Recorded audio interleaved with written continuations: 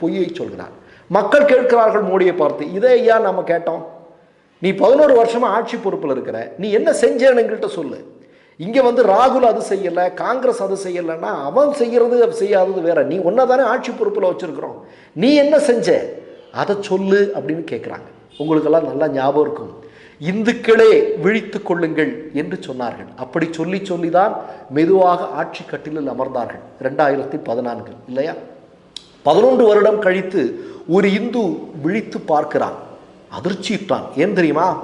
நீங்கள் 2014 60 ரூபாய்க்கு விற்று கொண்டிருந்த பெட்ரோல் இன்றைக்கு விலை என்ன? மோடியினுடைய ஆட்சியில் 105 ரூபாய். டீசல் 50 ரூபாய்க்கு விற்கப்பட்டு கொண்டிருந்தது, இன்றைக்கு விலை என்ன? 100 ரூபாய்க்கும் அதிகம். 450 ரூபாய்க்கு ஒரு கேஸ் சிலிண்டர் விற்கப்பட்டு கொண்டிருந்தது, இன்றைக்கு விலை 1200. அதே மாதிரி நீங்க பாத்தீங்கன்னா $1 மதிப்பு என்பது